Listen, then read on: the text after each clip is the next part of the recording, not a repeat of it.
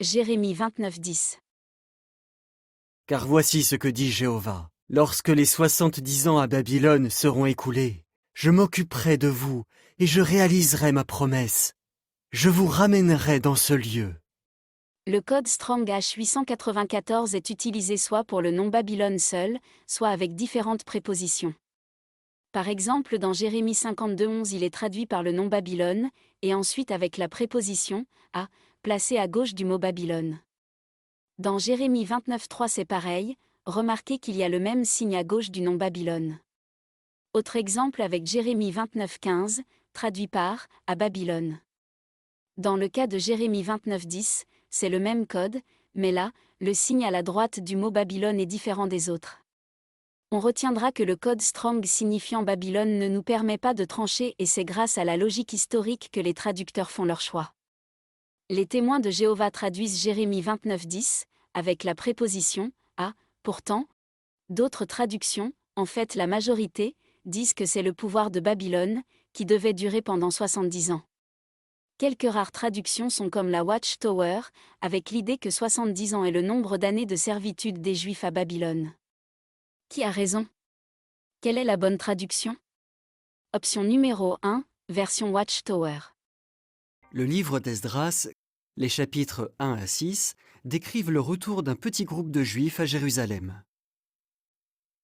En 537 avant notre ère, ils reconstruisent l'autel et célèbrent la fête des huttes, ce qui met un terme aux 70 ans de dévastation.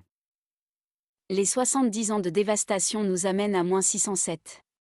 Si on ajoute le montage de la prophétie non biblique des 2520 ans, à -607, nous arrivons à la fameuse date de 1914 qui est la clé de voûte de l'organisation des témoins de Jéhovah. Sans les 70 ans de dévastation et d'exil des Juifs à Babylone, -607 n'est plus valable et la date de 1914 n'est plus valide. Car 1914 nous amène, selon eux, à l'investiture de la Watchtower en 1919 par Christ. Sans cette date, la Watchtower tombe et devient une ruine. C'est la raison de l'importance de ce texte. Le terme « pour Babylone » n'est pas possible pour eux, ils imposent donc dans leur traduction le terme « à Babylone ». Mais voilà, il y a un problème avec Jérémie 25:12, une incohérence chronologique flagrante, une impossibilité logique. Et lorsque 70 ans se seront écoulés, je demanderai des comptes au roi de Babylone et à cette nation. Nous savons, avec les dates historiques, que Babylone est tombée en -539, que Cyrus le Perse a libéré le peuple juif en -538, et que le retour du peuple de Dieu suit de près l'édit de Cyrus. Bien que sans preuve historique, -537 est une date possible qui marque le retour des Juifs à Jérusalem. Cette version de la Watchtower n'est pas possible, et regardez pourquoi. Il est impossible à Dieu de demander des comptes au roi de Babylone, car à la fin des 70 ans, le roi de Babylone a disparu depuis 2 ans déjà. Et comme si cela ne suffisait pas, la traduction du Monde Nouveau se contredit elle-même. Dans Jérémie 25:11, dans ce texte, elle confirme que les 70 ans sont à appliquer à la domination mondiale de Babylone. Soit, toutes les nations servent les rois de Babylone pendant 70 ans, soit les Juifs sont restés captifs à Babylone pendant 70 ans. Les deux options ne sont pas compatibles.